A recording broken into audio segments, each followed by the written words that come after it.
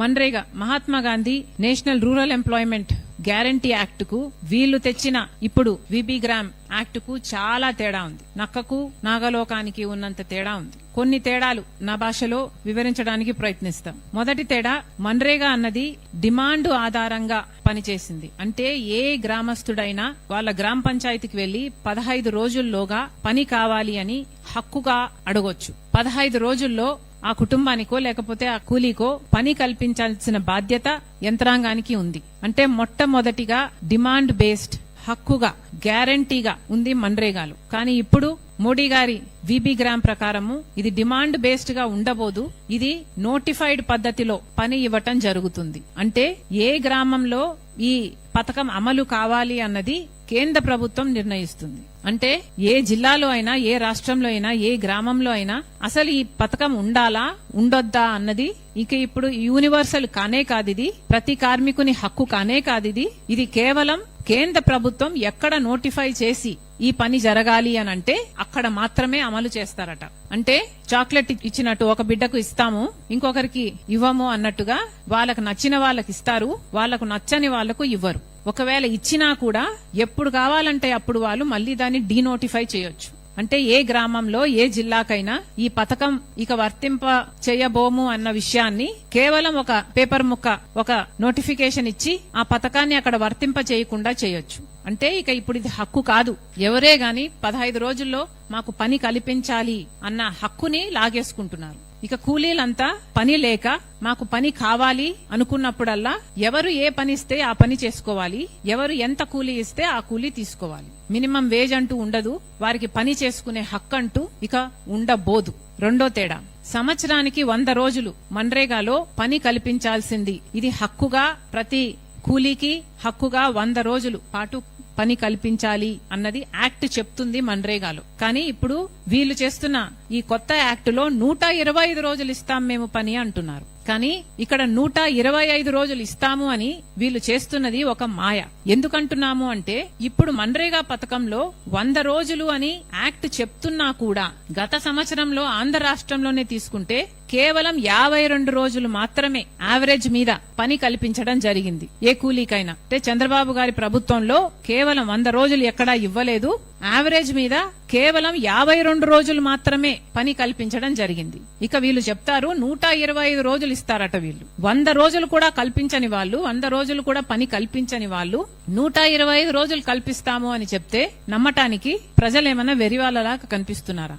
ఈ 125 రోజులు పని కల్పిస్తామన్నది ఒక మాయ, ఒక మిథ్య. ఇది పూర్తిగా అవాస్తవం, అబద్ధం, వీళ్ళు చేస్తున్న మోసం. అంతేకాదు మన్రేగాలో 360 రోజుల్లో ఏ ఒక్క రోజైనా పని అడగొచ్చు, అది హక్కుగా అడగొచ్చు. ఏ కూలీ అయినా తన గ్రామ పంచాయతీ దగ్గరికి వెళ్లి హక్కుగా అడగొచ్చు. కానీ ఇప్పుడు ఈ కొత్త పథకంలో 60 రోజుల పాటు అగ్రికల్చర్ సీజన్ లో 60 రోజుల పాటు పని కల్పించబోరు. అంటే 60 రోజుల పాటు పని ఉండదు. అంటే మళ్లీ కూలీలు వ్యవసాయదారుల చేతి కింద వాళ్ళిచ్చిన కూలీకే పని చేయాలి. వాళ్ళు పని ఇస్తే తీసుకోవాలి, వాళ్ళు ఎంత ఇస్తే అంత కూలీ తీసుకోవాలి. వాళ్ళకి ఇంకొక ఆప్షన్ ఉండదు, వాళ్లకు బార్గెనింగ్ పవర్ ఉండబోదు. ఇంకొక ఆప్షన్ ఉంది అంటే ఈ కూలీ నాకు వస్తాడా రాడా అన్న భయం వ్యవసాయదారునికి ఉంటే కనీసం అక్కడ మ్యాచ్ చేసైనా కూలీ ఇచ్చే అవకాశం ఉంది. కానీ అక్కడ పనే లేదనుకుంటే, ఇక బార్గెనింగ్ పవరే లేదనుకుంటే ఇక కూలీ కేవలం ఆ వ్యవసాయదారుని కృప కింద బ్రతకాల్సిందే. ఇది ఈ కొత్త యాక్ట్ తెస్తున్న విధానం. డిఫరెన్స్ నంబర్ 3, ఇంతకు ముందు మన్రేగా యాక్ట్ లో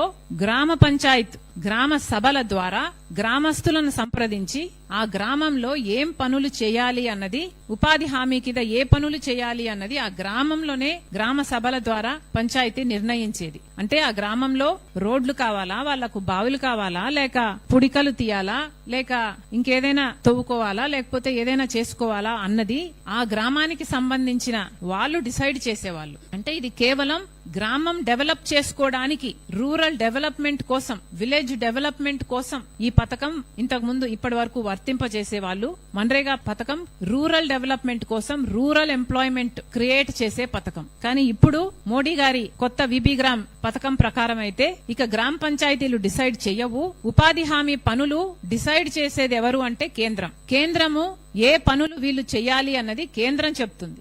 అంటే కాంట్రాక్టర్లు, కేంద్రం కాంట్రాక్టర్లు చేసే ప్రాజెక్టులకు పనులిస్తే ఇక కాంట్రాక్టర్లు ఈ ఉపాధి హామీ కూలీలకు వేతనాలు ఇస్తారన్నమాట. అంటే ఈవెన్చువలీ ఆ కాంట్రాక్టర్ చేసే ప్రాజెక్టులకు కూలీలను సప్లై చేసే వ్యవస్థగా ఇది మారిపోతుంది. ఇందులో ఎవరి మేలుంది? కార్పొరేట్ల మేలుందా? ప్రాజెక్టులు చేసే వాళ్ళ మేలుందా? లేక గ్రామస్తుల మేలుందా? గ్రామ స్వరాజ్యం అంటే ఏమిటి? డీసెంట్రలైజేషన్ ఆఫ్ పవర్ అంటే ఏమిటి?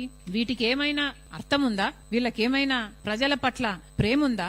కూలీల పట్ల, వాళ్ళ జీవితాల పట్ల ఏమైనా చిత్తశుద్ధి ఉందా? వాళ్ళ జీవితాల్లో ఇది ఆడుకోవడం కాదా? పాయింట్ నంబర్ 4, మన్రేగా పథకం కింద 60% ఇప్పుడు కేంద్రం పెట్టుకుంటుందంట, 40% రాష్ట్రాల మీద ఆర్థిక భారం పడబోతుందట.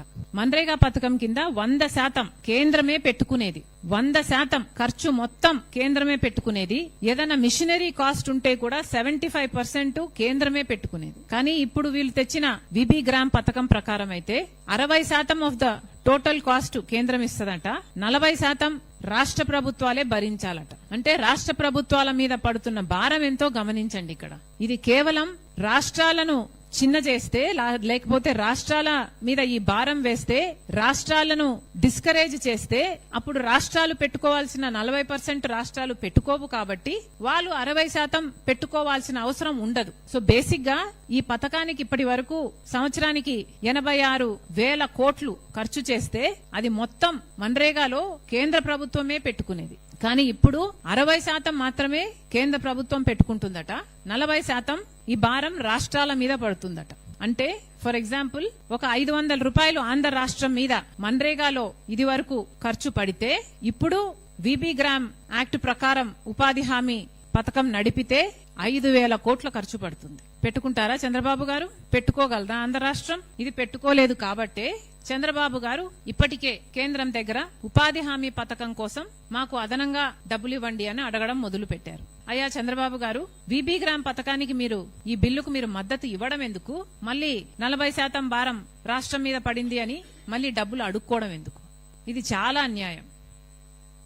రాష్ట్ర బడ్జెట్, రాష్ట్ర ప్రజలు, స్టేట్ ట్రెజరీ, ఇది ఆంధ్ర రాష్ట్ర ప్రజల హక్కు, ప్రజల సొమ్ము. అలాంటిది ఇప్పుడు 40% భారం రాష్ట్రం మీద పడబోతుంది అంటే, రాష్ట్ర ప్రజల మీద పడబోతుంది అంటే చంద్రబాబు గారు ఇది అనుమతించడం కూడా చాలా పెద్ద పాపం. This is not right. ఇంకొక తేడా ఏమిటంటే, మన్రేగా పథకం కింద హ్యూమన్ షిఫ్ట్, వర్క్ షిఫ్ట్ 7-8 గంటలో ఉండేది. కానీ ఇప్పుడు విబి గ్రామ్, మోడీ గారు విబి గ్రామ్ కొత్త యాక్ట్ ప్రకారం అయితే 12 గంటల పాటు మండుటి ఎండలో పని చేస్తేనే కూలీలు ఇస్తారట.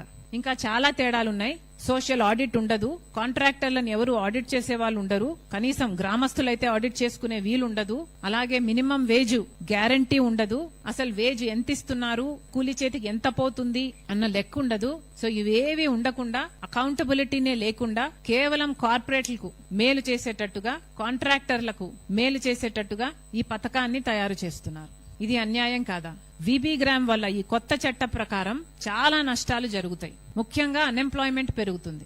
రూరల్ ప్లేసెస్ లో, గ్రామాలలో ఇక ఉపాధి హామీ పనులు తగ్గిపోవడం వల్ల, ఎందుకంటే రాష్ట్రం 40% పెట్టుకోవాలి కాబట్టి రాష్ట్రం అంతా ఎంకరేజ్ చేయదు. ఈవెన్చువలీ గ్రామ పనులు కూడా జరగవు కాబట్టి కాంట్రాక్టర్ల కింద వీళ్ళు పని చేయాల్సి వస్తుంది నోటిఫైడ్ పద్ధతిలో విబి గ్రామ్ ప్రకారం. కాబట్టి ఈవెన్చువలీ ఉపాధి హామీ అన్నది తగ్గడం కాదు, చచ్చే పోతుంది. దాంతో అన్ఎంప్లాయ్మెంట్ పెరుగుతుంది. అన్ఎంప్లాయ్మెంట్ పెరిగితే పని లేక వలసలు వెళ్లాల్సిన అవసరం ఉంటుంది. అంటే distress migration, rural distress migration ని చూడాల్సి వస్తుంది. ఇప్పటికే మన బిడ్డలకు ఉద్యోగాలు లేక కుటుంబాలు అల్లాడిపోతున్నాయి. ఇక గ్రామాలలో కూడా పని దొరకడం కష్టమైపోతుంది. అంటే కనీసం తిండికి కూడా నోచుకోని స్థితికి గ్రామస్తులు వస్తారు, కూలీలు వస్తారు. ఇది దీని పరిణామం అవుతుంది. నాయకులు ఆలోచించుకోవాల్సిన అవసరం ఉంది. లేబర్ ఎక్స్ప్లాయిటేషన్ కూడా జరుగుతుంది. ఇప్పటి వరకు లాగా సోషల్ ఆడిట్ ఉండదు. ఇంత కూలీ ఇవ్వాలి కదా అని కూలీ అడగడానికి ఉండదు. ఆ లేబరు, ఆ కాంట్రాక్టరు ఎంత ఇస్తే అంత కూలీ తీసుకోవాల్సిన పరిస్థితి వస్తుంది. 60 రోజులు పనే ఉండదంట. ఇవన్నీ లేబర్ ని ఎక్స్ప్లాయిటేషన్ చేయడం జరుగుతుంది. బానిస వ్యవస్థ తయారయ్యేటట్టు చేస్తున్నారు వీళ్ళు. ఇది ఎక్కడి న్యాయమని అడుగుతున్నాం. అందుకే కాంగ్రెస్ పార్టీ ఈ విధానాన్ని వ్యతిరేకిస్తుంది. కాంగ్రెస్ పార్టీ మోడీ గారిని, చంద్రబాబు గారిని, ఈ బిల్లుకు మద్దతిచ్చిన చంద్రబాబు గారిని కూడా కాంగ్రెస్ పార్టీ హెచ్చరిస్తుంది. ఇది చాలా ప్రమాదకరమైన బిల్లు. విబి గ్రామ్ అన్నది చాలా ప్రమాదకరమైన బిల్లు. పేదవాడికి ఆసరాగా నిలబడిన MNREGA Mahatma Gandhi national rural employment guarantee act ని మీరు ఖూనీ చేసి ఏదైతే మోడీ గారికి బానిసల్లాగా మారి ఈ కొత్త బిల్లుకి మీరు మద్దతిచ్చారో ఇది మన రూరల్ వ్యవస్థని గ్రామ వ్యవస్థని ఖూనీ చేస్తుంది. ఎందుకంటే ఇప్పటి నుంచి గ్రామాలలో ఏ పవరు ఉండదు, వాళ్ళకు అధికారం ఉండదు, వాళ్లకు ప్రాధాన్యత ఉండదు. ఆ గ్రామాలలో ఏదైనా ఒక పని చేసుకోవాలంటే ఒక రోడ్డు వేసుకోవాలంటే వాళ్లకు ఇప్పుడు మార్గమే ఉండదు. మీరు గ్రామాలను ఖూనీ చేస్తున్నారు, గ్రామస్తులను కూలీలను ఖూనీ చేస్తున్నారు. ఇది భావ్యం కాదు, మళ్లీ ఆలోచించుకోవాలి. కాంగ్రెస్ పార్టీ ఈ కొత్త బిల్లుని పూర్తిగా వ్యతిరేకిస్తుంది. చంద్రబాబు గారు మద్దతివ్వడానికి కూడా పూర్తిగా ఖండిస్తుంది. కాంగ్రెస్ పార్టీ డిమాండ్ చేస్తుంది మన్రేగా స్కీమ్ ని, మన్రేగాని యాక్ట్ ని, Mahatma Gandhi national rural employment guarantee act ని మళ్లీ తిరిగి తీసుకురావాల్సిన అవసరం ఉంది. యాక్ట్ లో ఏదైనా లోపాలుంటే దాన్ని సరిచేసుకోవచ్చు, కానీ పూర్తిగా యాక్ట్ ను మార్చి విబి గ్రామ్ చేయడాన్ని కాంగ్రెస్ పార్టీ ఖండిస్తుంది, దీన్ని వ్యతిరేకిస్తుంది, దీన్ని మార్చుకోవాలని డిమాండ్ చేస్తుంది. మళ్లీ Congress party guaranteed work, guaranteed wage, guaranteed అకౌంటబిలిటీని డిమాండ్ చేస్తుంది. నేషనల్ మినిమం వేజ్ గా 400 రూపాయలు ప్రతిరోజు కూలీకి ఇచ్చేటట్టుగా యాక్ట్ లో చేర్చాలని కూడా మన్రేగా యాక్ట్ ని మళ్లీ తీసుకురావాలి. ఈ కొత్త యాక్ట్ ని రివోక్ చేయాలని కాంగ్రెస్ పార్టీ డిమాండ్ చేస్తుంది.